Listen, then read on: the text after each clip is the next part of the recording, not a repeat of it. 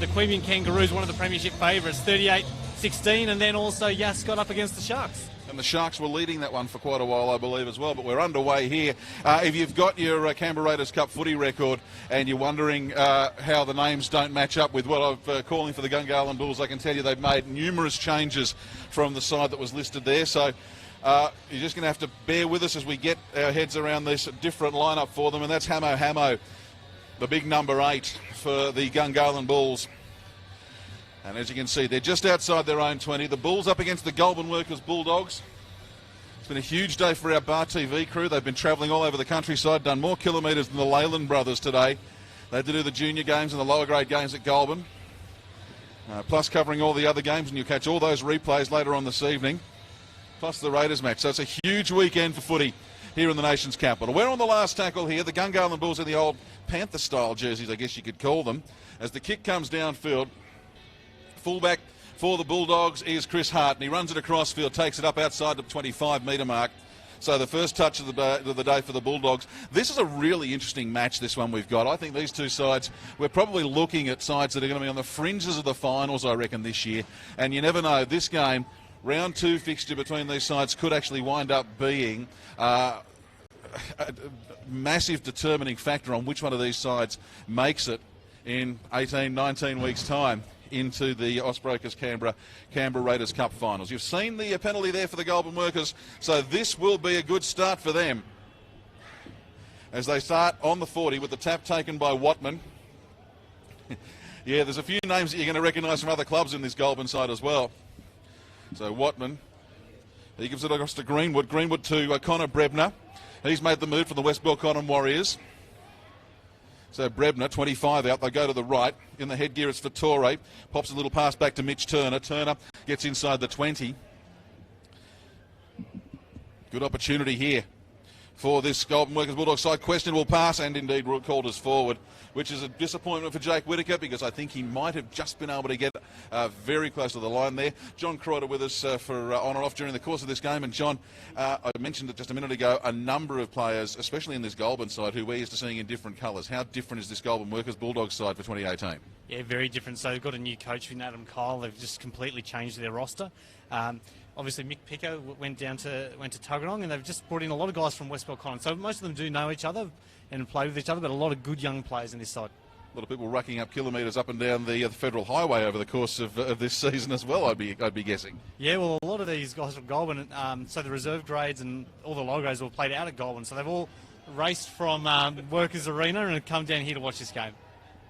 We'll ask you about the Bulls in a minute. They're in different jerseys that we've from what we've seen from them in the past. In fact, they've got a couple of jerseys this year. It's a very special year for their Gungahlin Bulls side, and we'll get some more details on that from you in just a moment, John Crowder. But let's see what we can come up with for the Bulls as they make their way up towards halfway. That's Hamo again, I think, in the bottom of the pack. So he's got himself fairly busy early in proceedings. Now it's with Haitley, puts a little kick through. Picked up by, that looks like Hart over in the far corners of GIO Stadium. Great to see local footy at GIO Stadium again, but it is a very long way away over to the corners there. It's the biggest arena these boys have played on in many cases. And again, we're just getting used to seeing some of these players as well. That's Fattore again. Probably the easiest man to pick out from the whole 26 players out there, as he's the only one wearing any form of headgear. Oh no, as I say that, there's another one of them. So there's actually 2 players in headgear. Don't you hate that? And I have no idea who it is because he got absolutely slammed to the deck. We'll keep an eye on him. But the kick comes down there. That might have been touched. It was touched. So that means Aylett should be able to pick this up just inside his own 40 for the Bulls. Palms off one, gets up towards halfway and runs into a phalanx of Goulburn Workers Bulldogs. Wrapped up, though, just on the other side of halfway. Taking it forward, Sam Bramich now. Pick and go from the play the ball with Brad Scholes, and he gets it inside the 30. So a good attacking opportunity on the way here, I think, for the Bulls. As we see Jaleel Yawani take it up to the 20. He's drawing plenty of manpower out of that Bulldogs lineup to bring him to ground. They come back across to the right. Kai Madden, the lock. It's Palatua Kiri, the big number 8 for the Bulldogs, wrapping him up in the tackle. Now they're charging for the line. I think that's Madden again, isn't it? No, there's Madden. So that would have been Ryan Lean, in fact, underneath. And we got a handover. It was indeed the last tackle. So the Bulldogs live to fight another day, and they'll bring it out from just outside their own line. This Gungahlin Bulls side, mentioned they're in different colours from what we've seen them in the past, and we're going to see them in various colours during the course of this season because it's a very special year, 2018, for the Bulls. Yeah, it is for the Bulls. The 25th anniversary. So I believe they started as the Gungahlin Panthers, which is what this jersey here is about. They've obviously got their silver jersey as well, which has got the lovely white numbers on the back. So very happy to see black with white numbers on the back for this one. And I'll say to any of the other Bar TV commentators, I wish you good luck if you get that one. I've already rostered myself off for any potential silver and white jersey days. The other thing is that it's just showing how great that this club is, because I know that they've gone through some very tough times over the years, but to survive and now to actually be able to start celebrating their history, I think it's just going to make a huge impact in and around that northern area of Canberra through 2018. Yeah, exactly. They had a really tough year last year, but 2016 was very successful. All their sides made it in the finals, and chatting to their coach earlier in the season, David Howe, he was saying that he's looking to try and get all sides in the finals again. So very ambitious, but really backed it up with a good performance last week. And very quickly on the recruiting front for Gungahlin, any big names that you'd be suggesting people keep an eye out for? Definitely Essie Tonga. So he's played about 40 NRL games. He's the brother of Willie Tonga. So Essie and his younger brother, I believe it's younger brother, but Sione Tonga, they're both signed for the Bulls. So with Essie, though, he's just coming back from a calf injury, so he's starting on the bench today, but he'll be a bigger player for them throughout the season. Indeed, you'll see Essie Tonga come on in 15 and Sione Tonga in 17, so it'll be a Tonga special here at GIO Stadium a little bit later on this afternoon. One other signing as well is Dylan Haitley, their playmaker. He's come from Goulburn as well, so it'll be interesting to see how he goes against his former club. Indeed. Now we've got Arnell, he's in the blue headgear for the Bulldogs, and it's Fattore in the grey and blue headgear, if you're wondering the quick way to tell them apart. And we see that's a good kick. That's made plenty of metres. Plenty of metres. Does that come from, I think that's even a 40-20, might even be a 40-10. And I'll give an extra tick for that, because that's actually kicked into the teeth of a very, very strong wind we've got here today, blowing straight down the ground from Telstra Tower to the scoreboard end. So that is from right to left, a very strong wind here today. I was at Monica for the AFL earlier this afternoon. It was playing havoc there. If you have a look at the scoreboard from that, I think the Giants kicked something like 10 goals, 16 across the course of the day, and they're normally a sharp shooting side, but the wind was playing havoc with them. So it will make the kicking games here at GIO Stadium interesting this evening. Yeah, definitely. Nick Cornish has got a really good kicking game. I've seen him play a bit for the Canberra region under 23s. Really good short kicking game. Haven't seen enough of his longer game, so that I think he was wanting to be that 40-20 though, so obviously it's just as good. That was a good kick. That's Palatu Akiri, the number 8 for the Goulburn Workers Bulldogs. Let's stay with live action here now, as we've got potentially our first scoring opportunity for the day coming up. To go across to the left, that's Cornish, throws a dummy, sends himself towards the line, pulled up too short. Watman into dummy half, gives it across to Greenwood. Greenwood tries to get over the line, but I think he's gone without the ball. He has gone without the ball. So we've seen good attacking opportunities at each end of the field come to nothing as yet, but no score. What are we gone? About 8 minutes in this Canberra Raiders Cup game, round 2. And it is cool here in Canberra. I've made the mistake of not wearing the jacket. I might have to revise that decision before half time. I thought we might have had a little bit more warmth today. It is cool. Main game here at GIO tonight. The Canberra Raiders up against the Parramatta Eels, and that will itself be a cracker, because both those sides still desperate. Canberra getting a win last week, but of course they're still behind most of the pack in the NRL. Parramatta yet to open their account, and they'd love nothing better than to catch up with the Raiders this week. So plenty of discussion about that game, and it'll be most enjoyable to watch. And if you want to join me, I'll be calling that one for Mix 106.3 on Canberra Radio or via their web stream later on tonight. So it is indeed the footy marathon. But let's get back to what's going on out there on the field for the Gungahlin Bulls. That looks like Dylan Haitley up to the 40-metre line. Now they come across to the right again. Hamo. He's fairly easy to pick out of this Bulls lineup. Which way do they go? They go across to the right again. Kick comes from Haitley. Just on halfway, picked up by Hart. Bulldogs fullback. And he makes a couple of metres before he's brought to ground. Cornish comes into dummy half. Gives it off to Cook.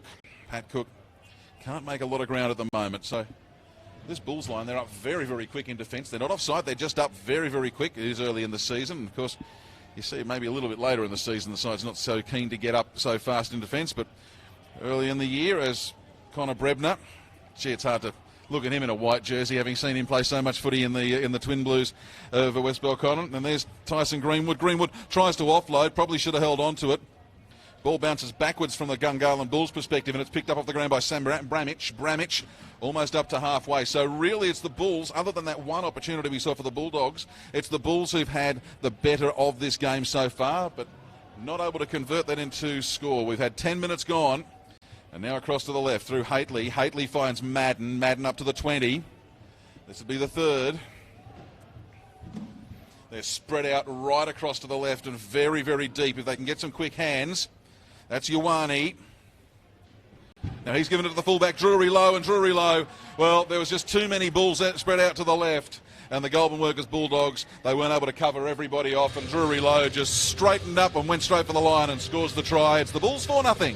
Yeah, very good work by the Bulls there. They've started really strongly. And the big thing with Goulburn was just stopping their big forwards. They've got a huge forward pack, and really the Bulls have just started really sharply. They've been very impressive controlling that middle third, so they'll be hoping to keep that up. And Drury Lowe, it's great to see him playing locally. Of course, a player that played in some younger age competitions for the Canberra Raiders going back a few years, and probably never quite fulfilled his potential at that level, which is disappointing, but great to see him sticking around and still playing at the local comp. Yeah, exactly. I think he might have even been an inclusion in the NRL's NYC Team of the Decade. So it shows how dominant he was at that level. I think he also played a few games for the Bulldogs too. First NRL games. Now we've got here, I think you're right on that. Sorry, I was distracted there because we're just seeing Connor Brebner. That's not a good sign. One of the big men that the Goulburn Workers would have been relying on for a lot of go forward during the course of this season, and to be limping off and they're taking him right off. He's gone out over the dead ball line. I think he's done for the day by the looks of that. That's not good news. One of his fellow forwards has come racing down to the bench, passing a message on, I'm suspecting. So there will be a change here. The comment you probably didn't catch up. You could, we'll mic you up, John. You can actually share that little pearl of wisdom after we've got the conversion attempt from Jalil Ioane. As he aims it to the left, to the right upright, and it stays outside. So just as he kicked that, the wind died, which was unfortunate because it's been blowing fairly strongly at the Bulls' back all the way through, but no conversion. So 4-0 with what, 12 and a half minutes gone. Now you were going to say the potential substitution. But yeah, so I was saying might be time for Mick Dodson to come back. So he's 42 years of age. Round 2, he's already come out of retirement. I think everyone was expecting him to come out of retirement, to be honest. It's been a bit of a habit over recent years, but round 2 was certainly a surprise. But looks like Jonathan Cottrell's come on. Okay, so Cottrell on in the 19 jersey. And the Bulldogs restart. They kick it down to Ioane.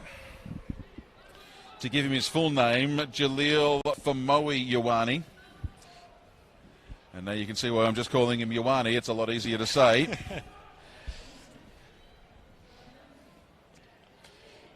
So the Panthers.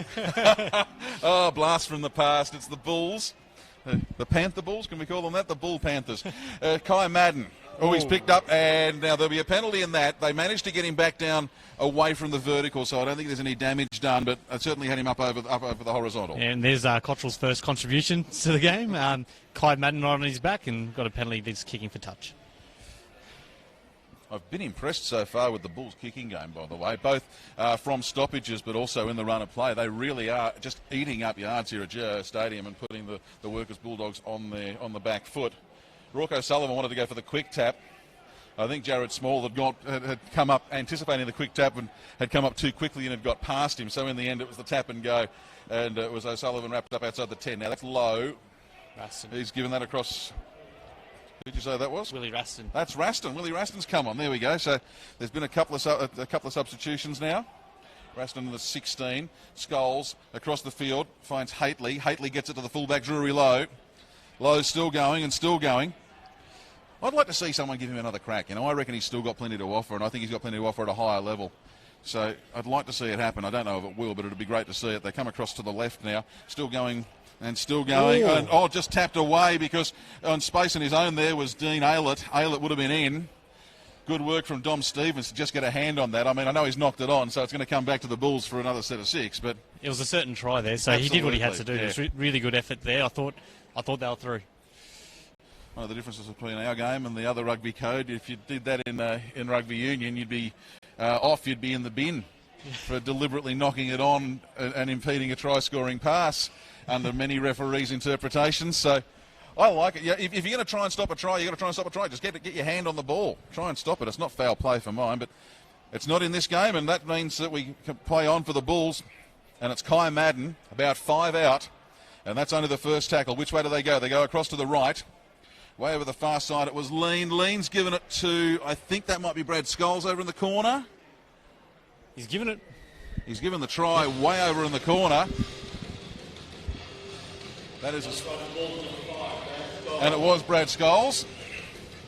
Bit hard to pick up over there when a whole pack of players form very, very quickly, and the player is, as you can see as you could see in the rear of that shot, he's taken the corner post with him as he's rolled away. But good work to Brad Scholes, and it's 8-0. This will be a very, very difficult conversion attempt for Ioane. But that was nice play. This Bulls side, not afraid to throw it around, and might see if we can get a couple of wide shots as perhaps they're setting up as the game progresses, so you can just see how well set up their backline is. They really are set up well, and Coach David Howell obviously doing a lot of backline drills in the pre-season. Yeah, definitely. There was a bit of a change-up with the coaching personnel, obviously, with Lincoln Withers going to his junior club. So he's over at the Woden Rams, and so David Howe just doing the job solo, and obviously doing a really good job too. They've started very strongly here. In their game last week against the Kangaroos, they finished pretty well, but they were a bit sloppy to start off the game, so he must be very happy to see them really put their foot down this first 20 minutes. So let's see how the conversion goes. As you can see, they're never easy when you can see the sideline basically right underneath the ball. There's a very strong breeze from right to left of your screen, and it has just picked up again. So he's really going to need to aim this outside the left upright and try and curl it around. He's a right foot kicker, and that's always going to be hard for him, and doesn't even make the distance in the end. Needed to get more elevation on it. But with, where are we? That'll be 17 minutes gone. It is 8-0, and it is all the Bulls at the moment. The Ospreakers Canberra Raiders Cup competition this year, John, and I know it is only early, we're only in round 2, but it does seem this year to be just a little bit more even. I suspect we're going to have, of the 9 teams, I reckon we're going to have 7 teams really in the running, even with a couple of weeks left in the season. Yeah, I think that might be the case as well. You saw the wind there. The kickoff went up, it started, and the ball did a 180 in the air and came back about 4 metres. And the Bulldogs have wound up with it through Jonathan Cottrell. We'll come back to in a second, John Crowder, because suddenly the Bulldogs are on the attack with a chance to get it back. Palatua Kiri offloads, gives it to Watman, wasn't expecting it. Offloads it hot potato style to Jonathan Cottrell. Cottrell just outside the 10. They'll go left. Long ball finding Cornish. Cornish wrapped up. They've lost a metre or 2 on that play. They're very compressed compared to what we've seen from the Bulls with a very expansive back line earlier on. Tyson Greenwood was that man with the run. Now they give it to Fattore. Fattore has Mitch Turner. Turner right in front of the posts, as you can see. And that was the last tackle. So they hand it over once again. Now, as we were saying, potentially a much closer competition. And for people who perhaps joined us a little bit late, today's results earlier today as well, with some sides last year that, for the second half of the season were largely making up the numbers, have come out and issued some very big warnings early for 2018. Yeah, there's been a bit of player movement, so there's definitely strengthened. It's like the sides like the Belconnen Sharks.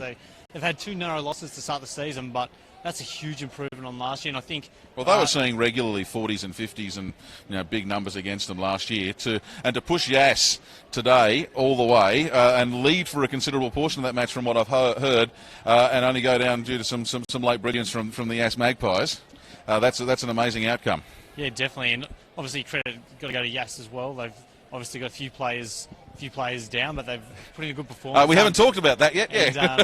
And Scott Norton made his return from injury Ah, as well, good stuff. which is a very good sign for the Magpies. Yeah. And if you were with us last week and you saw the extra value entertainment from the Blues and the Magpies at about the 53-minute mark of last week's game, where we went from 13 aside to, 11 versus 10 for the last 20-odd minutes of last week's game. If you're wondering what the wash-up was, it's almost complete. There's still one judiciary appearance to take place, but of the 5 players who were sent off and another couple who've got charges, I think the combined tally is 17 weeks' worth of suspensions as things stand. So still a little bit more to come on that, but the moral of the story is don't go punching on when you're playing rugby league and you'll never face the judiciary for it. Yep, just play footy. Exactly.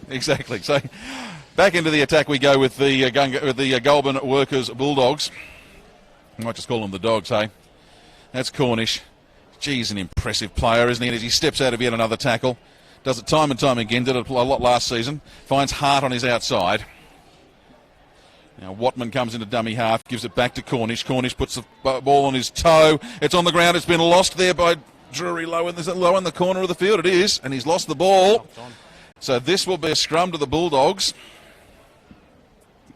Not quite sure what Lowe was trying to do there. I think it actually stayed, if you'll pardon the pun, it stayed down on Lowe, and he really just was expecting it, I think, to pop up, and it didn't, and so he was unable to field the ball cleanly, and so as a result knocks it on. So it'll be a scrum right on the 10-metre line. Repeating that the Bulldogs are without Connor Brebner. He limped off about 10 minutes into the game, so they're down one on the bench. Across to the right they go. That's Arnell in the headgear, and he's tackled on the 10. Hart comes into dummy half. Finds Greenwood. He makes some big yards for the big man. He's only a couple of metres out. A little bit of interference in the play of the ball. Referee's having no bar of it. That was forward, and the whistle blows to indicate precisely that. And the Bulldogs, well, they're not doing themselves any favours here. And they get down there. They've had a couple of opportunities now. They're just, I think they've given away with 2 forward passes and 1 drop ball down there deep in attacking territory. They're not doing themselves any favours at the moment, John. No, they're not. I'd like to see maybe just Vittoria get his hands on the ball a bit more. I think Cornish is doing a lot of the playmaking himself, and with Chris Hart, not so much of a playmaker, but a very good ball runner. He has got a good kicking game as well. I'd like to see those two maybe just take a bit of a pressure off Cornish, because I think he's just trying to do a bit too much himself. Well, that's true. I think I've called Cornish probably 4 times as many times as I've called Vittori. Admittedly, we've had a couple of conversations during the early part of the game as well. But yeah, I think you may be onto something there. The Bulldogs, they just need to maybe have a little bit of variety, as we see out there. Essie Tonga in 15. And there he is with the ball, taking it up to the 30. So you've got Essie Tonga and Sione Tonga, both in the Gungahlin Bulls side today. Essie in 15, Sione in 17. And out there in 13, that was Kai Madden. And Mick Dodson's warming up too. We've got Mick Dodson warming up. Wonder how long it takes a 42-year-old to warm up for footy. If I was out there, it would take me about 80 minutes to warm up. Oh, game's over, I'll have to play next week. Jaleel Ioane with the kick, puts it up high, and Hart takes it, has to break stride, just as the wind held onto it for a moment, and he had to break stride just to get a clean grab of it, but he did, outside his 30, so that's a good start, and now it's with Cook. That's Pat Cook, up to the 40. Amazing to think that the Bulldogs actually kicked a 40-20 into the breeze here at GIO earlier this evening, and it was probably closer to a 35-10. We saw one of those last week too. Yeah, very different conditions though. I don't know how they managed to do it today. Oh, that's true. That's Matt Martin. So we've got a third player in headgear out there in the iridescent blue headgear. Gee, I hope he's on a sponsors deal for that stuff. Matt Martin. Now it's Jonathan Cottrell. Cottrell with Watman. He goes to the left. And there's Cornish again. Cornish with another kick from outside the 20. It goes into the in-goal area. Not quite. Drury low picks it up just inside the field of play, makes another 5 metres. So yet another attacking raid from the Bulldogs comes to naught. And the Bulls, as you can see there, they've made another 10 metres. That's through Scholes. They're just making 10 metres virtually every time they get the ball. And when they're in attack and when they're in defence, they're up very, very quickly. And that's proving to be a big difference in the amount of field position we're seeing between these sides.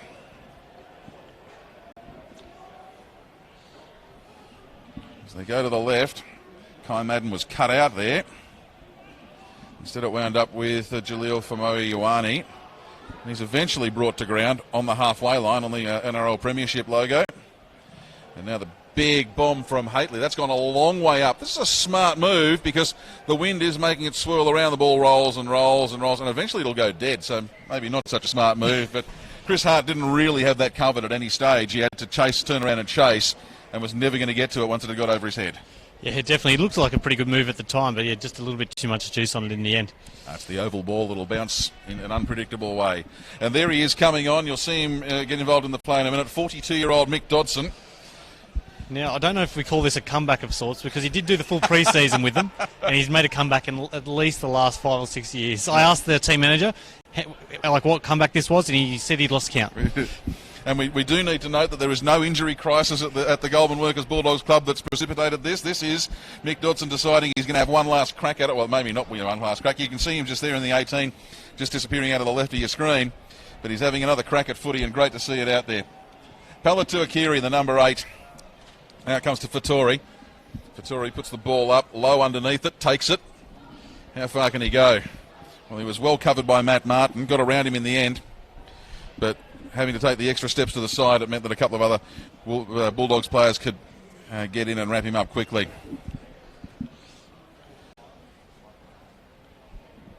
Rocco Sullivan, I think it is, in the bottom of the pile this time. They're outside the 40. I'll come across to the left. You really are going full tilt every time, the Gungahlin Bulls.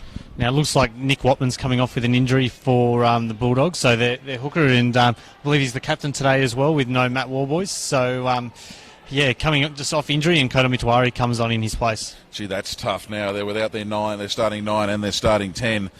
That's going to mean, and their captain. That's going to mean a lot of work to be done by this Bulldog side. And they already trail 8-0. There's only about 13 minutes to go till half time. Crome. Haven't seen much of Tim Crome today, actually. It's unusual. We've hardly called the centres today for the Bulldogs. I think we're going to be calling a few of them later, because the forwards may well tire as this game progresses. Martin. They're still in their own territory, the Bulldogs. They are spread out well to the right. Mitch Turner makes it across halfway. There's Kota Mituari. He's come on in the wake of that injury to Watman. Sends it back to Cornish. Cornish puts the bomb up. Seen a lot of high bombs there. And, well, that one took a little bobble on the breeze. And Brad Scholes, well, he thinks he's knocked it on. He's given himself up for dead. He should have played the whistle, because he's been told by the referee or the touch judge it's gone backwards. And now the Bulls have the ball. And we just have Connor Brebner, who just has ice on his ankle. He's just limping back out onto the bench. So I can't imagine we'll be seeing him again, but he's just got that iced up and he's back on the bench. Well, if it's an ankle, and as a bloke who's done plenty of ankles, if it's iced up for another 15 minutes or so and they can strap it up and he can put his weight on it, he might be able to actually get back out there. If it was a hammy, a calf, a knee, just about anywhere else on the leg, it's very difficult to get back out there. But ankles, you can strap them and not do a whole lot more damage. But last tackle, little chip kick from the Bulls, and it's taken on the fly by Dominic Stevens. Yeah, and it is getting strapped up now. My bad, I'm a terrible doctor. No, it's just personal experience. I've done so many of them. I wouldn't want to be my ankles when I'm about another 20 years older. It's going to be an interesting time. I don't think they've developed ankle replacement surgery yet. I was impressed by that take on the fly from Dom Stevens, by the way. That was Arnell, it was. Picking up and going from dummy half is Mituari. It's a little bit more composed here at the moment now, this Bulldog side. They give it back to Mick Dodson. There he goes. Now, has he been called held? He hasn't been called held. He asked the referee. The referee said, no, go for it. And Dodson, the big man, the old man, he gets it up to the 5 metres out. He's gone 25 metres. He'll be absolutely tuckered. Mituari in a dummy half, gives it across, goes through the half, back through the hands. That'll be a try. That'll be a try. I believe it's Pat Cook with that one. I think it might be. And I know it's not a direct assist for Pat Cook. I know it's not a direct assist, but can we give the assist to Michael Dodson in there? Because without him making 25 metres, almost running his age, it wouldn't have happened. Exactly, it was a great run. It was just a great moment for the old fella. 42 years of age. We've probably said it about 42 times as well, but it's just an outstanding stat. I should be careful calling him the old man. He'll come after me and remind me that I'm older than him. Well, Pat Cook got a couple of tries last week. He ran almost about 200 metres as well. A really good performance from him last week. Did a lot of dirty runs as well coming out of his own half. So really good to see him get a try there and bring a bit of life into this game. And to be honest, the Bulls, even though one of them was a touchline miss, they were fairly poor kicks. And a kick brings it really brings it all level. Well, not level on the scoreboard, but momentum. If you track back now, if you think back to the kick, this is how rugby league sometimes rewards you down the track. We saw the kick from the Bulldogs as the conversion attempt is pretty good, but just waved away. So we had to see a successful conversion today. We go back 3 sets. We saw the bomb downfield from the Bulldogs, where it was fielded by who was it? It was I think it was Brad Scholes, who thought he'd knocked it on, gave himself up for dead, and suddenly he was told, no, you haven't knocked it on, you've knocked it back. And I think it was a fair enough call, by the way. He's not then played on immediately, and that meant that the Bulldogs were able to get set in that defensive set, which means the Bulls didn't get anywhere near as far downfield as they could have, and suddenly, on the next set, the Bulldogs have started the next set in a much better field position, throw in a dominating run from Mick Dodson, but it's funny how sometimes it takes a couple of sets for things to play out. It's just that pressure. Terrible kick. That one got caught by the wind. It's gone out on the full, so it's a full 60 metres. Well, we saw what happened last time when the Bulldogs had to kick off, and it just only went about 15. So that wind really does play a factor. Yeah, you want to be going for low trajectory kicks if you're not trying to make a heap of distance. So with the tap from the halfway line, that's an easy 10 metres for the Bulldogs. Mitwari in at dummy half. Gives it to Dodson. Dodson tries to go again. This time they're onto him. They've worked him out for this one. Mitwari runs from dummy half, loses the ball, picked up off the ground by Ryan Lean. But the referee is going to call a penalty in there. He's calling that for stripped, and the Bulldogs take the tap very quickly through Chris Hart, and he gets them inside 10. Now, going at speed is Matt Martin. Martin is a couple of metres short. That's only the second tackle. They've got a chance to go in level, or indeed in front at half-time here, the Bulldogs. Oh, terrible pass. That's a pretty ordinary ball that goes back to Fattori. Fattori's knocked it back behind him. Oh, you're kidding me. You are dead set kidding me. That is one of the worst passes you'll ever see from a dummy half to a running player. And he turns it around. I won't say what he's turned it from, but he's turned it into gold. Yeah, honestly, I thought there was a knock on there. I thought it was a bit fortunate to get that try, but it's just gone back. He was reaching a long way back. The momentum of the ball's kept it going back. But yeah, they've done well, and Fattori gets the try, and they've got a chance to go in front. I don't think we can put that on the reel as try of the week, but it's got to be on the reel as something. I don't know what. And so, with 2 tries in 4 minutes, and this one will be the easiest conversion attempt we've seen for the day.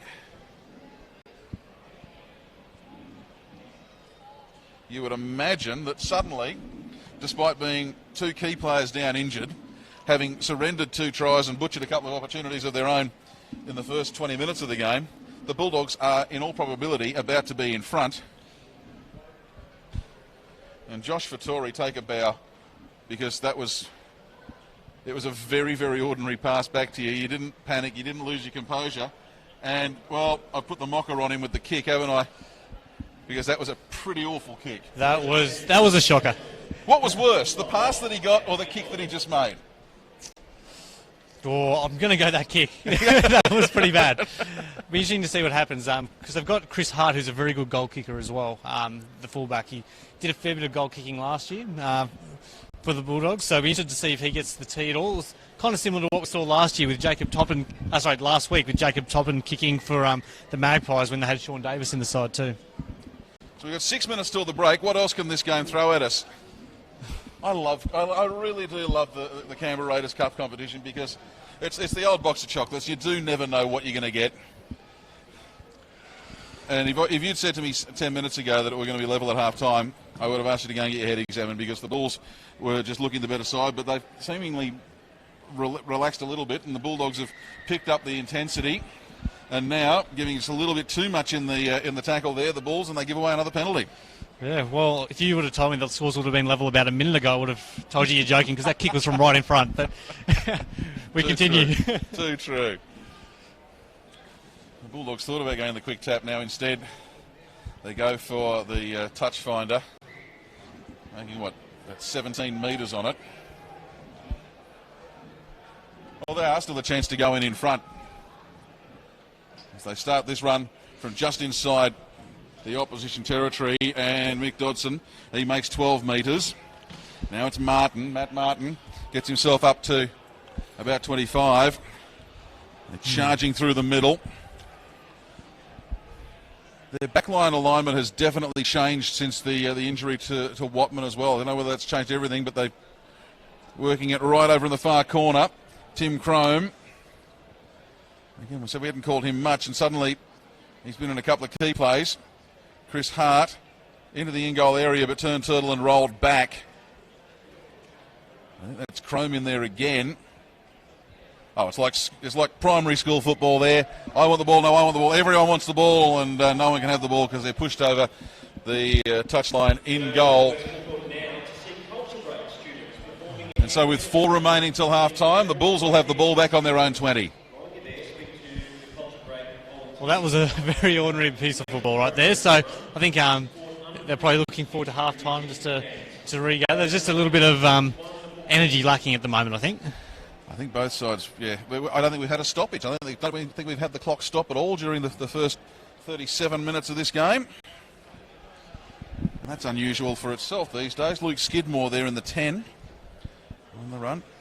That was Sione Tonga, so we've had both Tongas out there involved now. Sione in number 17. That's him eventually getting up. The Panthers believe they can score again here. There's a lot of talk there saying, get off, we want to play the ball quickly. You can see Kai Madden there, and you can see the dummy half saying, come on, let's have a go here. Ioane. Now he goes across, pretty ordinary pass to Lean. He did well to actually just hang on to it and not knock it on.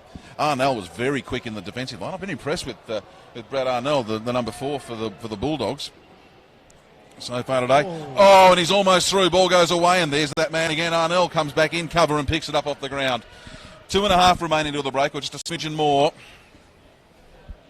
That's Chris Hart pushing and pushing. Jake Scholes, one of the players over the top. The other one's Essie Tonga. Now it's Martin. Martin, he looks to offload. There's nobody actually ready for the pass, and I think the ball may have even been held to him in the tackle. Mitwari runs from dummy half, gets up over the halfway line, tries the don't argue on Ryan Lean. That's not a great positive mathematical equation. Potentially forward there, but allowed to play on is Palatua Kiri. I think that's the 4th.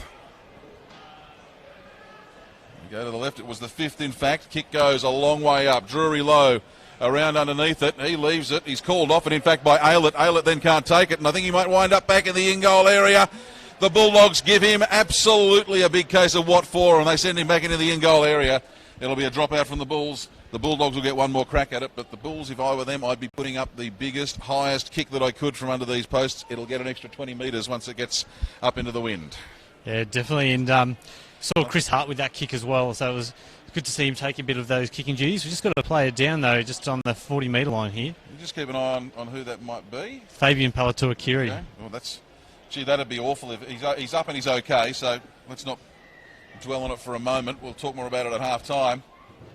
Line drop out goes about 40, and there he is, Palatua Kiri, so he's all right.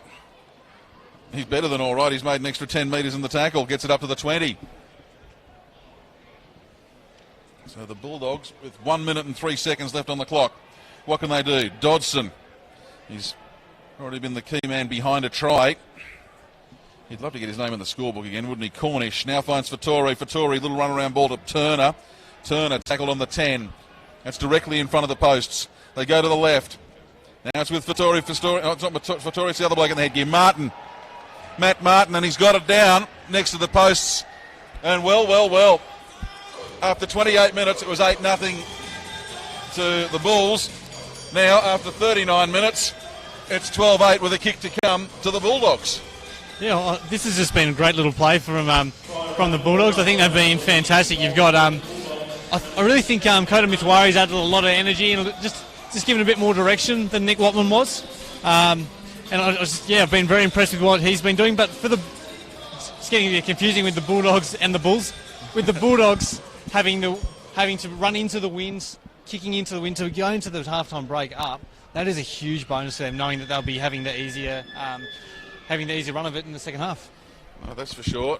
And Chris Hart has taken over the kicking. You mentioned that there may have been a change in the kicking duties. No real surprise here. A little bit tough on Fattori because this one is a bit easier than the last one. Not that the last one was difficult. It's the same spot, I think. I'd say it's about 2 metres to the left. And there we go. It's taken us 5 tries, but we've had a successful conversion here at GIO. Reasons to celebrate.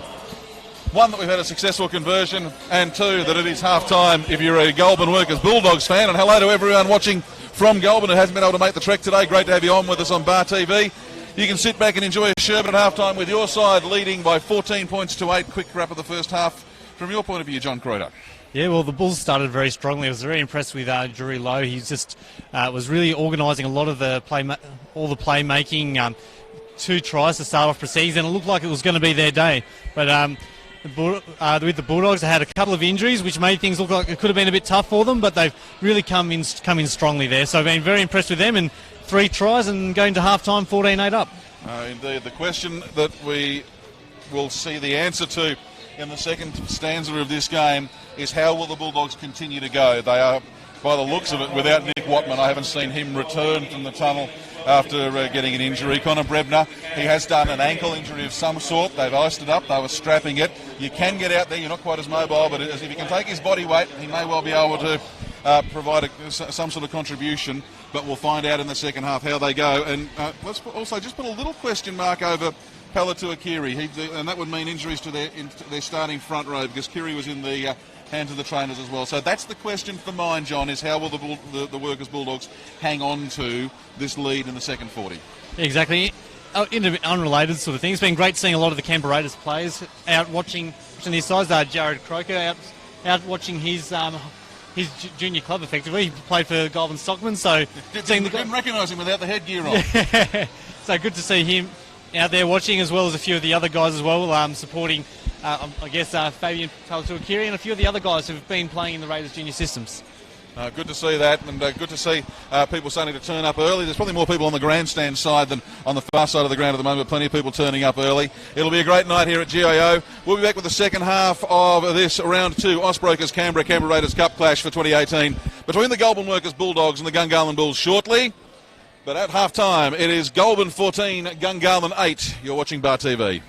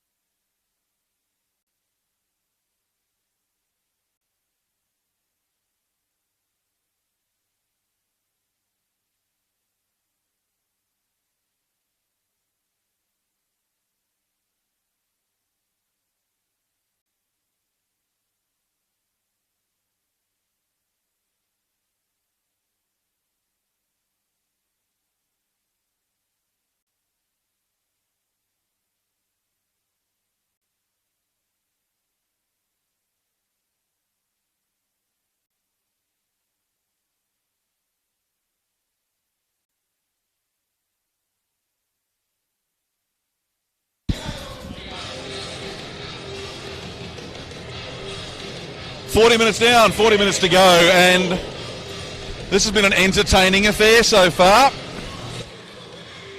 In the blue and white, it's the Goulburn Bulldogs. In the multicoloured, predominantly black and white, but multicoloured jerseys, it is the Gungahlin Bulls.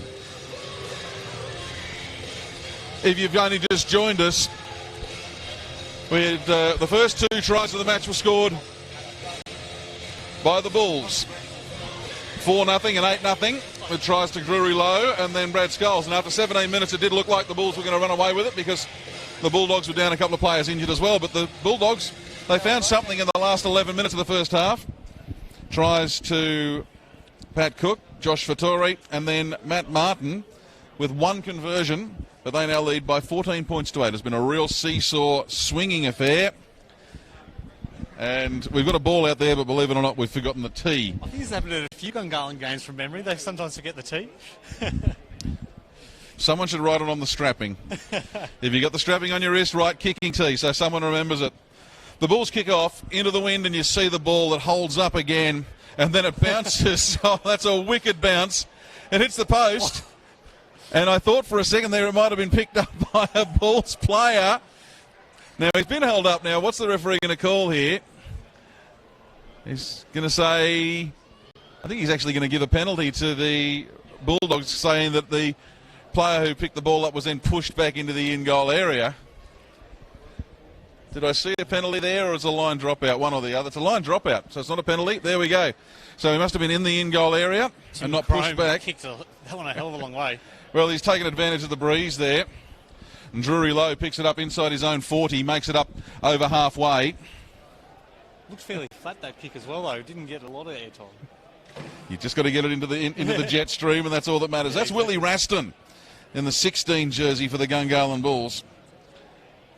I may have called him the wrong name in the first half. I apologise for that, but we see the ball go free and picked up, well, not picked up, but laid upon by Mick Dodson. And that'll be a straight turnover, and the Bulldogs will get the first real decent attacking opportunity of this second half now, you would imagine, as Fabian Palatuakiri. Oh, he's still going and still going. Takes 3 with him. That's more like it. He had a bit of a quiet first half, but he's... Oh! Kota Mitwari was away. Oh, that's disappointing. That's disappointing that it's all been called back. Yeah, I was just giving him a rap too. It was a good run from Fabian. He's also played Junior Kiwis last year. Played here at GIO Stadium in the Anzac Test between the Junior Kangaroos and Junior Kiwis. I think he might have even started that day as well. I didn't get to see that junior test. I was doing a radio show from outside the back of the Gungahlin stand. Can I tell you, worst seats in the house outside the back of the Gungahlin stand. You can't see anything. There's a whole grandstand in the way. Could hear the crowd. Whoa, big tackle That's there. That's a huge tackle. Who's Jake Whittaker, I believe. That is Whittaker. We didn't call him much in the first half. He gets through. He's got himself busy. Yeah. He started the season. Adam Kyle, the coach there, was hoping for a big season from him. One of the young players coming through the Bulldog system. Let's see if we can actually have a side go through a full set here. Scholes, he's given it to Raston. Raston's pass on to Luke Skidmore was not great. And the referee agrees with us. He says it has gone forward. There was also potentially a little bit of a juggle and maybe even a tiny knock-on in there as well. So either way, the second half, we've had 2.5 minutes of it. And thus far, it has failed to really excite. Every time it threatens to get going, we wind up with, well, not a great deal.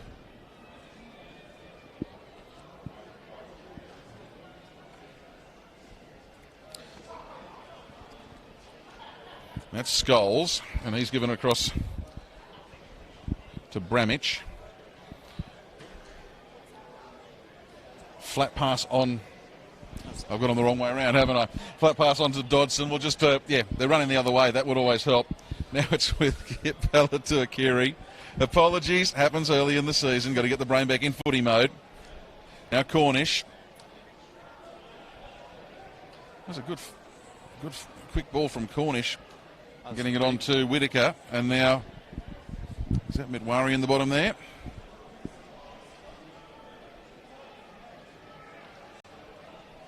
Cornish again. This time he cuts out Whittaker, finds Crome. Chrome's kick goes into the in-goal area, continues over the dead ball line. That was a pretty terrible option there. Yeah, pretty Don't wasted know kick, yeah. what was running through his head there. Don't know what he was trying to achieve. I would have liked to have seen Whittaker get another crack at it there because he's had a couple of goes in this second half and he's made some good metres. So, but again, it was the last tackle. I don't know whether the Bulldogs had perhaps lost their tackle count in there somewhere because they didn't seem to be quite prepared for a sixth tackle option. That's Bramich. Apologies for getting it the wrong way around before. And once again, Raston. He's been quite impressive, Willie Raston. Has been. Good work rate. Now that's Sione Tonga. Every time he's had the ball, he's taken multiple tacklers to bring him to ground. Across to the right again with Haitley. Haitley gives it off to Skidmore, and Skidmore makes another couple of metres. Haitley again holds back on the pass, gives it to Madden, but I think there's a knock on in there. Gee, it's just... It's like you've taken the car for a drive, you're driving from Canberra to Sydney, you've got to Campbelltown, you've stopped at the fast food there to grab a bite before you hit the Sydney traffic, and the car's cooled down and it just doesn't want to warm up again. You know, it's just not quite reaching the standard we saw in the first 40 at the moment. Maybe we just blame the traffic.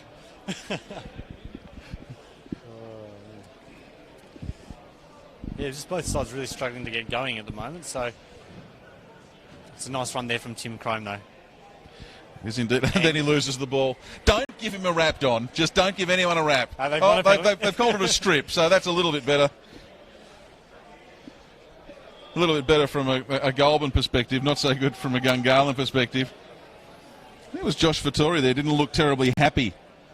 Now that's interesting. They've got the penalty and they've taken a tap from inside halfway. I'm kind of amused there because for mine they've forsaken a fairly easy 30 metres. Any suggestions at all, John? Got no suggestions. You are looking thoroughly bemused. if people could see your facial expression right now, you look thoroughly bemused.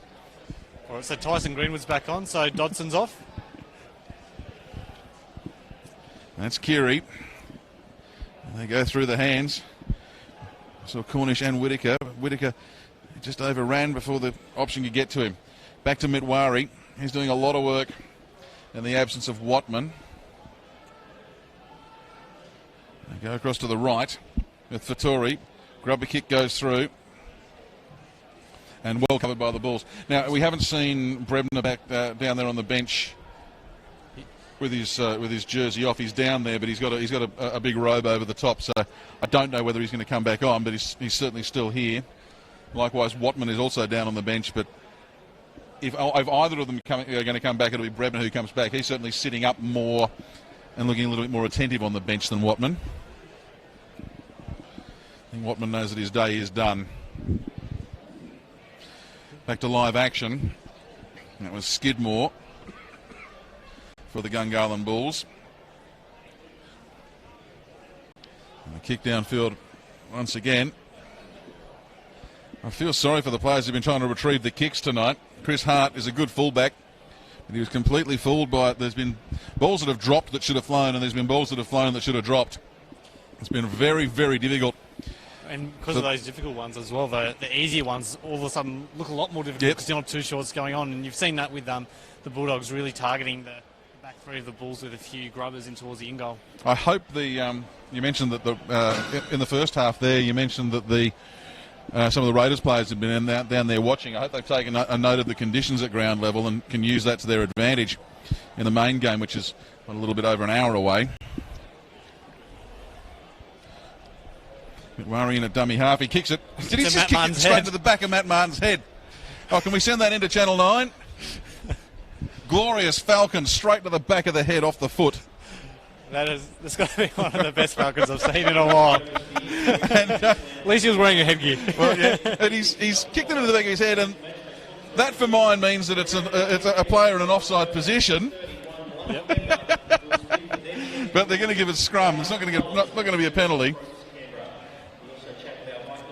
Oh, man. So the Bulls will have a crack from on halfway. And that's Jalil Famawi Ioane.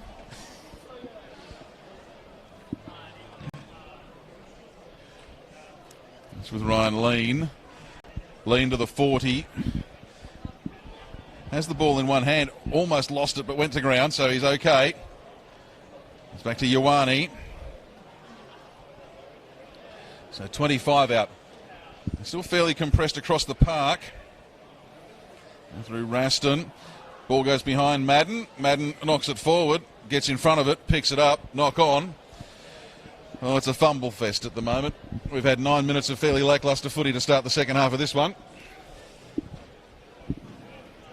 Yeah, it's going to sound like a broken record here, but yeah, both sides just struggling to get going. Just been a few passes each set that have just been just off the mark.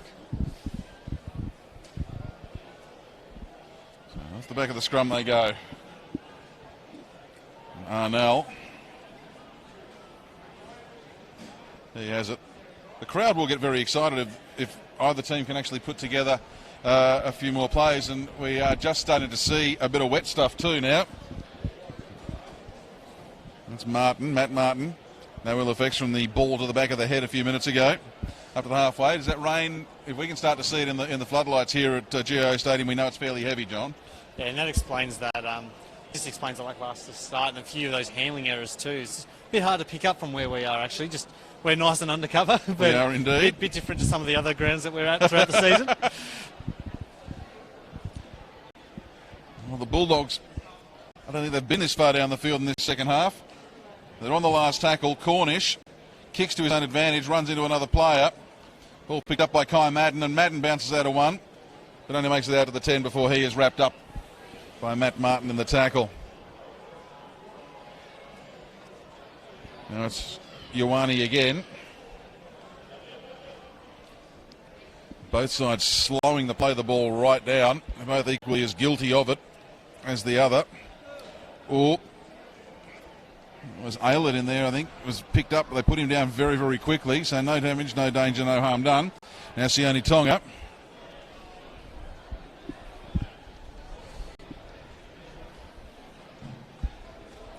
You see Raston. That's a good little ball there. He gave off. He's done that a couple of times. Ioane again.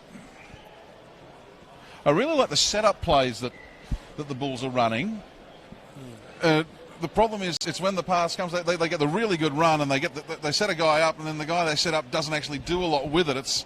Now I'd almost be tempted to see if they can pass it 2 or 3 times instead of just running it and the one pass. May pay a dividend for them. That was for Torre for the Bulldogs, and there's Greenwood. Questionable pass to him, but he's okay. He's up to the 40. So that's the second tackle. McWari. See it on to Cornish and then to Whittaker, and forward. That one has been called forward. That one was more than questionable. He's had a few of those. He's been passing a fair few forward. I don't know whether it's obviously those runners just a little bit too eager there. Now the rain not just coming down more heavily, it is also, this is great, while this scrum's banging down, just having a look up in the direction of the floodlights, the rain's not just coming down, it is swirling around as it comes down. Well, here's the interesting part, John. Our cameras won't be able to pick this up. I want you to have a quick look to the floodlight tower to our right, and you'll see the rain's coming in from that one. And then have a look over at the floodlight tower to our left, and the rain's coming in from that one. So it's either wind blowing in from both ends of the stadium, or we're about to get hit by a tornado. Let's see what happens as the play resumes. Let's hope for the former. Exactly. Yeah. Nick Mead. It's just a really, really awkward set of conditions for players, especially with the high ball. And they're up on the halfway line. This game being very much played in the middle. Madden still going. Down to his knees. I think he's been called held. He has. Now they go across to the left. That's Haitley. Looks to offload. Hasn't got anybody to give it to.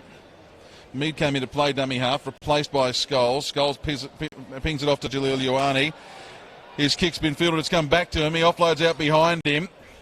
Now they're going to have another set of 6 in here. Oh, but there might have been a little knock on in there, and now he's pushed out over the field of play. So we've got a few things going on. Now it was 53 minutes last week where we had a bit of push and shove suddenly develop into an all-in, and there was a little bit of push and shove developing there, but it's all come to nothing. So we've seen the ball lost. They're saying it was knocked back, and then he was pushed out unnecessarily, I think was the call in the end, and so the Bulls have got the penalty. It was just the weirdest play there. I don't know how Jalil Ioane managed to get that ball back. I'm lost. That kick, it was Witchcraft, magic. I don't Call know it what what's you going will. on there. Mead runs sideways, straightens up inside the 10. That's the second tackle. They change direction through Haitley. He goes outside, finds Jalil Ioane again. The wizard. He struggles and plays the ball 2 metres out. Haitley again. This time it's Raston. Raston can't go anywhere except round around in circles. He's bounced out of 2 tackles. Make it out of a third as he offloads. I think that might have been Small in there. They're 5 out. Running out of tackles on this set. They'll spin it wide. Keep going. Over to the other wing. Scholes has it. Pops it out the back for Bramich. Bramich pushes to the line. He's down now. Has he got the ball down or has he been pushed into touch? I think he's been pushed into touch before the ball goes down. We won't get a video replay for that. And now we've got some rain actually blowing into the grandstand, into my face. So it is definitely blowing around in all directions, this rain. We'll come back out to the 20 for the restart for the Bulldogs. We've seen no score in the first 15 minutes of this second half. It's 14-8. I was going to say 14-8 to the nominally to the home side, but they're a long way from home. I don't think they'll be complaining too much though. No, certainly not. It was good defence there by them too, over in that corner. I believe it was Dom Stevens and Tim Crime dealing with that little bit of pressure there. Did quite well. So there you go. They go to the left, find Martin. He's been impressive since he came on. There's Matt Martin. And so is this man, Koda Mitwari. Now, there's almost got to be a penalty there. That took forever. Now that's got to be a penalty, and it is. There's Willie Raston, I think, lying on the ground. Matt Martin was trying to get up to play the ball. Koda Mitwari was trying to come into dummy half, and they were all just getting in each other's way. But it's Willie Raston's job to get out of the way and let the play the ball happen, and he didn't. Wasn't sure there for a moment. I didn't know if the ball was going to find touch, but it did quite easily in the end. That would have been just about everything we've been wondering about on today's game. I feel like the wind just picked up another notch when he kicked it. Chrome comes in, takes the tap, and he's a metre out. So they're looking to tie it up, the Bulldogs. Mitwari gives it across to Cornish. Cornish ones, I think it's Greenwood. I really do like the look of this Bulldogs side with Mitwari directing the traffic. Oh, look at Cornish go. He's pushing to the line now. He's over the line, but he's not going to get the ball down. There's at least 2 Bulls players holding the ball and making sure he can't turn. He's not over the line. He's just short.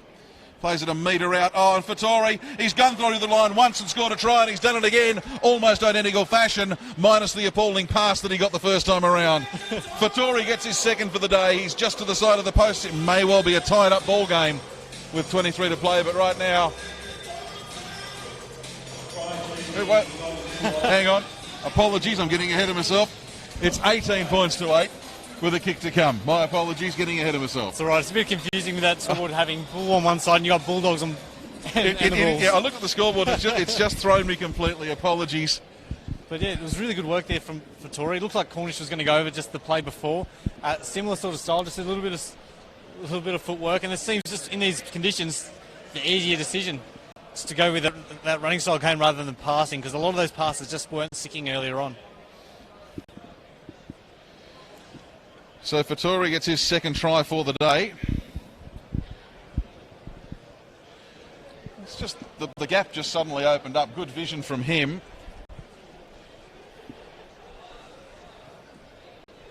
And so he takes it out to an 18-point to 8 lead, and the conversion, if successful, will make it a 2-try game.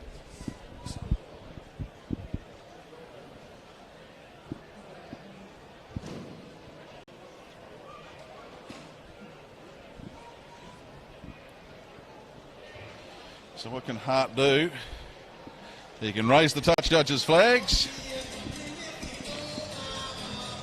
And having at the 17-minute mark of this game, indeed having at the 28-minute mark of this game trailed by 8 points to nothing, it is now 20 points to 8 in favour of the Goulburn Workers over the Gungahlin Bulls. Now just seeing Sione Tonga and Willie Raston come off, the starting props are back on with Hemo and Luke Skidmore.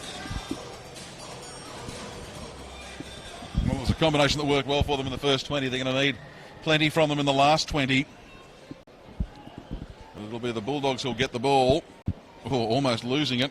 It was Fattori, but he did want to hang on to it and finds Martin.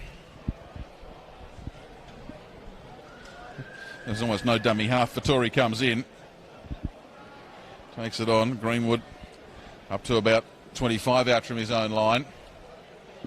And this Bulls side, they have slackened off a little bit in speed. In that first 20 minutes, it was really marked by how fast they were up out of the line in defence every time. But now they're not as quick up, and that means that the Bulldogs are making additional metres that they weren't getting earlier. Maybe Greenwood. They come across to the left and the high ball. Oh, geez. He's done well to hang on to that and to hang on to it in the secondary tackle as well. I don't know if Arnell likes Aylett that much. He certainly gave him a bit of a welcoming there. Martin and Mitwari were the two tacklers on that set. And the ball's come free. It's been picked up off the ground by Chris Hart. Referee's obviously called this as play on, not a strip, so just lost. And the Bulldogs, well, they've got a 2-try break with 19 minutes remaining, and a good chance to turn a 2-try break into a 3-try break here as they begin a set well in opposition territory. They'll come across to the left. Cottrell still going. And there's Mitwari. He's looking for Martin. No, it's a dummy. Instead gives it to Cornish. Cornish finds Hart. Hart still going. The fullback for the Bulldogs is only 2 metres out before he's brought to ground. They've got an extra man on the left, but they go to the right instead. Cornish. He finds Greenwood. Greenwood looking towards the posts. Takes 2 to bring him down. Last tackle the call.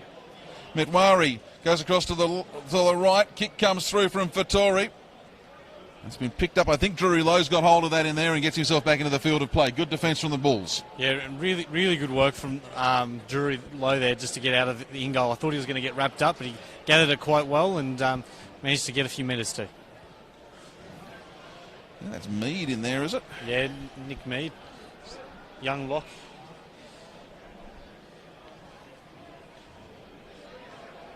And we see Kai Madden's moved out into the edge.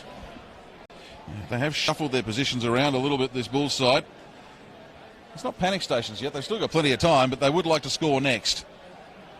I'd go so far as to say if they don't score next, that they probably won't win, so they do need to get something on the board. Haitley puts the ball downfield, bounces a couple of times rather awkwardly in front of Dominic Stevens. Stevens, he's taken it. They come across to the left, waiting for someone. Arnell looking for anyone. Has to go himself.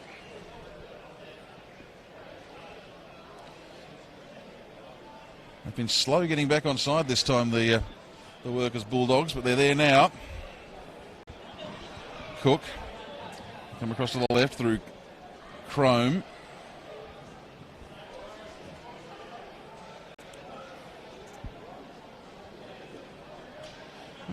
Matt Martin's been running a real decoy play effectively now. Has that been called as played at? If it has, then it'll be 6 again. If it hasn't been called as played at, then they've got to do something with it, the Bulldogs. It hasn't been called as played at. Last tackle. Mitwari sends it back to Fattori. Fattori puts the ball in the air. Low comes in underneath it, spills it behind him. That's okay for mine. But the referee, I think, is calling it a knock-on. So there we go. We've seen a couple that have been called knock-ons that have been potentially knocked back, and we've seen a couple that have been called knocked back that may have been called knock-ons. He's a lot closer than we are, though, John. Yeah, he is. I thought that one was back, though, and I was a bit more critical of the earlier calls, but that's the decision, and we'll see how it goes. Be sure to keep an eye out for the green Austbrokers Canberra t-shirts being handed out now. And of course, right up until one reason to get to GIO Stadium early, of course, this year. They're mentioning it on the PA now. They give away these Austbrokers t-shirts, and you can win like mega amounts of cash if you're lucky enough to score one of those shirts and get picked out for a promotion at half time. So just something if you're thinking of a trip to Canberra, get to the game early. Let's get back to this game here because this is the Bulldogs looking to seal it. They give it to Martin. Martin pushing. He's just well, you can see the line. I don't need to tell you where he is. He's very, very close. Across to the right through for Torrey. And that's Cook. Cook gives it off to Hart. They've gone back 10 metres on that tackle. It's Cottrell going at speed, or at least as much speed as he's got. Wrapped up on the line. Referee telling the Bulls players to stay on side. They come back again to Cornish. Cornish goes the long ball. He finds Crome. Crome's got support on his outside from Cook. If he can offload it, he'll get the try. Instead, he hangs on to it and gets pushed dead in goal. That's, well, I can understand what he was doing. He saw the line. He thought he was going to be able to get the ball down, but he had Cook unopposed on his outside, and that would have been a try for sure. Yeah, it was a good opportunity there. I think it was just caught in two minds as what to do. So the Bulls tap it through Ioane, make a couple of metres, make a couple more metres because they just can't get into to ground. Eventually the referee's called held when he's made 10. Going with it is O'Sullivan. There's a great name, isn't it? O'Sullivan. Good one to be out at GIO Stadium as well. Absolutely. Skidmore still going, and then he loses the ball, and the Bulldogs, they pick it up again. Gee, they've had a lot of possession. That's Cornish. He's able to stop and turn, and then stop and turn again. Gets over the halfway line. McMurray comes into dummy half. I'm just trying to see if there's anything different that this Bulls side can do, because I guess hanging on to the ball would be the important one. It was Greenwood who had it on that play. Now they give it through, and that looks like Stevens, I think, in the bottom of the pile. We've just got Fabian Palatua-Kiri coming on, Jonathan Cottrell coming off. So Kiri's playing big minutes. I think he played the entire first half. It doesn't get much better for the Bulls then, does it, if they're the changes that the Bulldogs are making. Let's just bear in mind, though, that the Bulldogs are without Watman and Brebner from their starting 13. Oh, that's a beautiful ball. Back on the inside to Hart. Oh, you can put down your glasses. He scores the try. And with 14 minutes remaining, they'll have a 3-try cushion. This one might just have slipped the grasp of the Gungahlin Bulls, as who lets the dogs out sounds out around GIO Stadium once again. Great work from Nick Cornish there, just to see that pass on his inside. He's had a bit of a mixed game tonight, but he's had some absolutely wonderful moments. Probably some of the best moments in the game have come from him, but also he's had a few shockers as well. But that was a great pass and good work from Chris Hart to get the try. I suspect Chris Hart will be buying Nick Cornish a sherbet of some sort later on this evening. They'll stay and watch the main game here, you'd imagine, wouldn't they? They wouldn't take off back up the road to Goulburn. You'd stick around and watch the main game, you think? Yeah, definitely, especially with you got the likes of Jared Croker running out as well. They'd probably want to see him do well tonight.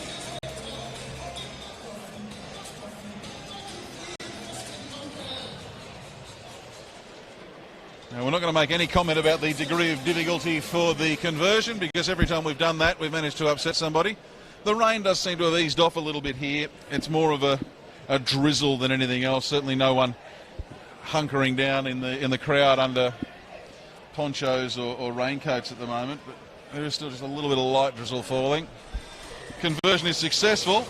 I have a feeling Chris Hart may have won himself the kicking job from now on. Well, what's he doing? He's gone 3 for 3? Yep, and everyone else is 0 from 2.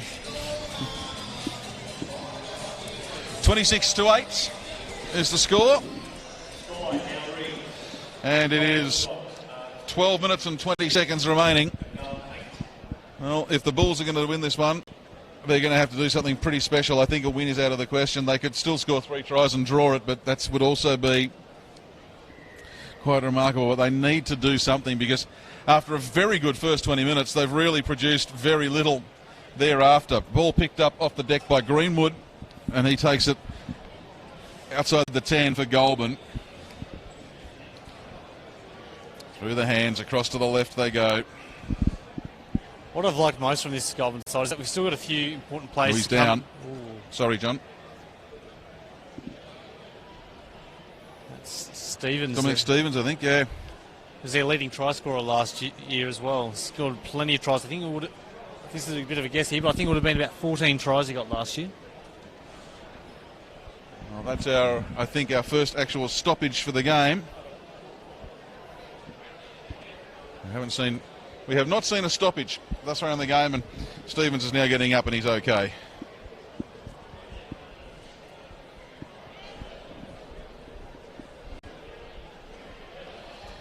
And Matt Martin brings the ball up another 10 metres. I really liked Matt Martin's try, that try in the shadows of half-time. Probably the best one that we've seen for the course of the day. And Fattori with 2 would probably like to say that one of his was pretty good. Yeah, I really liked his second try. I think the amazing thing with the first one is he managed to do it after such a poor pass. But that second try really was I believe was the try that really tied up this game. But I think my favourite moment has to be that Martin Falcon. Like I said, let's send that one into Channel 9. I reckon they'd like that. What can the Bulls do? They're playing for pride at this point with 10 minutes remaining and 18 points the difference. Well, they finished really strongly last week against the Roos, and I think they'll just want to finish strongly here, get a bit of momentum for next week as well. They've started the season well, and they'd want to convert those performances into a result soon down the track.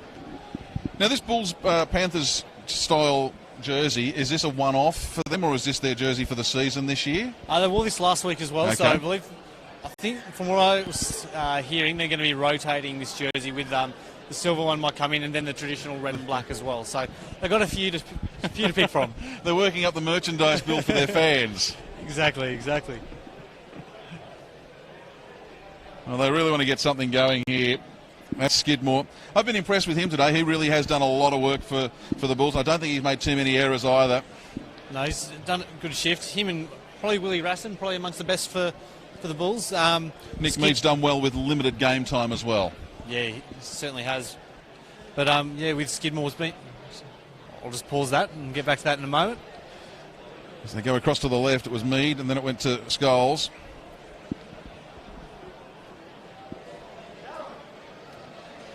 Where do they go? Across to the right. It was Ioane. It's just getting sloppy again.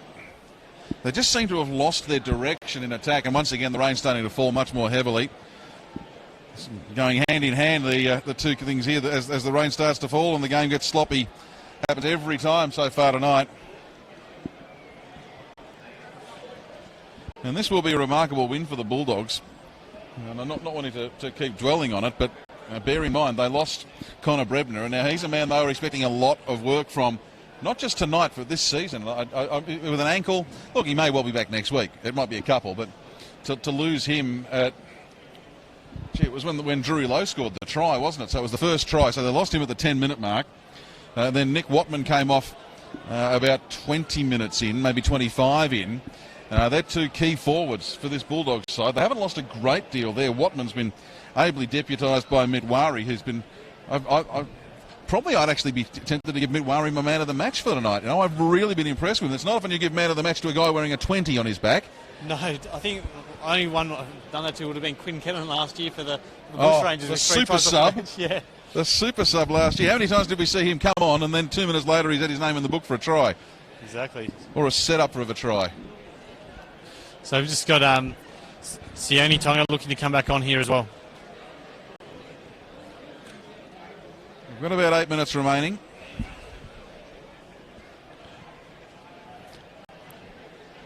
Good run there from Sam Bramich. That's the halfway line you can see in the middle of your screen.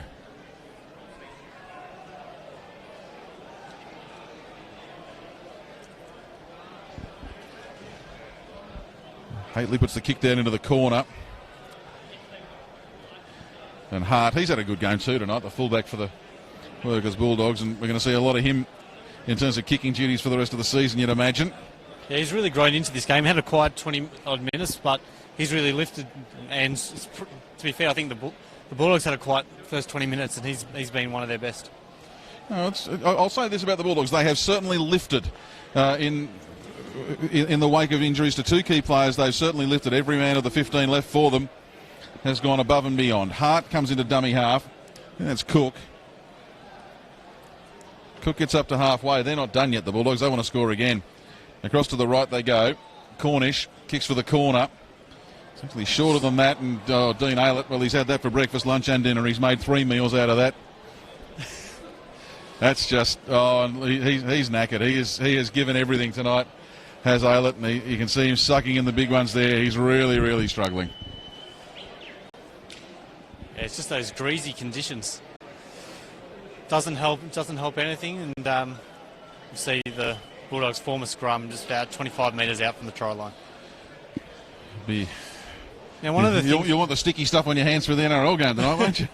Definitely. One of the exciting things about the Bulldogs that you see, can't see it on the screen, but just next to Coach Adam Kyle is Hayden Hodge wearing the Blue Sports Trainers shirt. So he'll be coming in to play fullback in a few weeks' time. Played for the Canberra Raiders in the first edition of the Auckland Nines, I believe. Very talented player. He's had a really bad run of injuries, a few knee reconstructions, but he'll be looking to slot into the side at fullback come probably around round 5 or 6. So what do they do with Chris Hart? He played a fair bit of centres last year, so it looks like he might go into the centres. Well, no disrespect to Tim Crone, but he's been relatively quiet in the centres tonight. We've seen him a few times, but no real spark from him. So Hart moving up would just give a little bit of additional creative impetus to that back line for the Goulburn Bulldogs. So, yeah, that would make sense to see Hart go up into the centres and Hodge there. Can the Bulldogs convert again? That's Cornish at dummy half. He's across, gives it to Fattori. He's got 2 tries tonight. He's after the hat-trick. Won't get it there. Last tackle's a call. Across to the right. Cornish puts boot to ball. It bounces a couple of times. Picked up at full speed by Drury Lowe. And he does well. He's had a good game tonight, has Drury Lowe. Their best man in the beaten side. Rocco Sullivan. Keary trying to steal the ball from him. And Sullivan had a good grip of it, despite the greasy conditions we're getting due to the rain. It was Greenwood. What do we have? 4.5 minutes remaining. We'll be wrapping up fairly quickly after this game. We've got to clear out the from where we are to allow the national media to take over for the NRL game. So with 4 minutes remaining, we might actually just start to provide a bit of a game summary here, John. And if we get close to the try line, we'll revert to game. We'll just wait to see how this kick is resolved first. And it's picked up by Hart just outside his own 30. So just to recap what's happened so far, it's been the 2 tries to one team and then 5 tries to the other. It's been a very, very odd game in that regard. That Drury Lowe try was a good run from the 30 to start things off for the Gungahlin side, and it was followed up just 6 minutes later by Brad Scholes. He went over in the corner and almost had no right to get the ball down. He was really hit hard as he was planting the ball, and at that point was 8-0 to Gungahlin over Goulburn, and it looked like they were going to run away with it. Yeah, they looked like they were in really good touch. They obviously played well against the Queanbeyan Kangaroos the week before. We might haven't safely dealt with there. It's like Dean Elliott there. But yeah, it looked like they were really going to run away with it. It was a bit of a surprise. I knew they'd put in a good fight, but I expected a much tighter contest, and then the arm wrestle began. So it took a few minutes after that for the next try to come. It was almost as if they grew a little bit better with adversity as well. With once those 2 key injuries happened, the Bulldogs really started to lift, and Pat Cook opened the try scoring for the Bulldogs in the 29th minute. Yeah, it was 29th minute, and then it was Azole opened the floodgates. 29th minute, 33rd minute, 39th minute, successive tries, all unanswered. And for that, if you watched just that 10 minutes, you'd be forgiven for thinking that this game was going to be one of those 40 or 50 point drubbings, because for that 10 minutes, the Goulburn side were well and truly on fire as we see a ball bouncing around, but there'll be a scrum go down here. No, it's gone. No, it's all been knocked back, and suddenly it's Pat Cook with the ball getting up over the 30, and he's still going towards the 40. And what you saw on screen there from the Gungahlin Bulls, that was really their night in microcosm. Every time they've got into, or almost every time they've got into a good attacking position, they just haven't been able to provide the finish. Just a little bit lacking in polish. And that can happen, especially with a number of new signings as well. We saw it a bit similar to that last week in round 1. And these guys will be, I think if they can keep their confidence up, they should be quite good in a few weeks' time. But it's just getting those combinations going, especially the halves, two new halves as well. No, that's for sure. But at halftime it was 14 points to 8, and we had a really sloppy first sort of 10 minutes, maybe even more, maybe 15 minutes of the second half. just as that rain started coming Yeah. down. And the rain is still falling here, by the way, at GO Stadium. And the Goulburn workers, they struck again through Josh Vittori. He got himself a double. His first try had come off a very, very bad pass that he somehow managed to hang on to. And I think the Bulls in their defence weren't expecting him to do anything because the pass was that far away from him, but he managed to hang on to it. And suddenly the gap opened up, and again he got a line break that he just ran straight through the gap. And then 9 minutes later, 67th minute, it became 26 points to 8 when Chris Hart was set up by Nick Cornish to score, and Hart converted his own try. So we have just 60 seconds left in the game. Running through the scorers for today. For the Gungahlin Bulls, it was tries to Drury Lowe and Brad Scholes, and Ioane went 0 for 2 with his conversion attempts. And for the Goulburn Workers Bulldogs, Josh Vittori 2 tries and 0 for 2 with the boot. And tries to Matt Martin, Pat Cook and Chris Hart with 3 conversions from as many attempts to Chris Hart. And as I said, if I was going to nominate a man of the match, I'd be going for the number 20 for the Bulldogs, for Koda Mitwari. Came on largely in the wake of the injury to the starting hooker Nick Watman and has not looked back. Got no complaints of that. I was tossing up between him and Vittori as well for his 2 tries, but happy to go with Koda Mitwari. He's added a lot of energy and spark to this Bulldog side. Yeah, really drove the side around the park today and did a great job with 20 seconds remaining. The clock ticking away, and it's kind of fitting that it'll be the Goulburn Workers Bulldogs who have the ball at the end. This man's had a good day, actually, Fabian Pelletu-Akiri as well. He goes to ground. There's 5 seconds remaining. There'll be one more play the ball. And there we go. Matt Worry, he finds Michael Dodson, and Dodson is wrapped up. He's eager to play the ball there too. He wanted to get another hit up in the stats, and he got one in there. But at full time in round 2 of the Ospreakers Canberra Raiders Cup, tonight it is the Goulburn Workers Bulldogs 26 who finished up over the top of the Gungahlin Bulls on 8. And John, I don't know whether you can do it off the top of your head. Can you recap the other scores from today? Yep, so the Rams beat the Queanbeyan Kangaroos 38-16. The Belconnen United Sharks went down to the Yass Magpies 22-18. And West Belconnen Warriors, big win for them against Queanbeyan Blues 40-0. Mate, you're an absolute gem. You're a supercomputer and you've done a great job. Always good to call the footy with you. We've got to wrap it up here because we've got to get out of the press box and let the national media come in for the NRL. Thanks very much, Chris, and we'll see you next week. Indeed. John Croyder joining me on commentary tonight. My name is Chris Coleman. Thanks very much for your company. Thanks to the Bar TV guys for the pictures again for tonight. I'm about to go for a 50-metre sprint down to the other end of the grandstand to go and call the NRL game for Mix FM. If you're not in the Canberra area, you can pick that up on their live stream at mix106.com. Gets the plug in there. Good to speak to you again, John. We'll talk to you again soon. On behalf of everyone involved in the Canberra Raiders Cup, this is Chris Coleman signing off from GIO Stadium, where the winners tonight have been the Goulburn Workers Bulldogs 26-8 over the Gungahlin Bulls.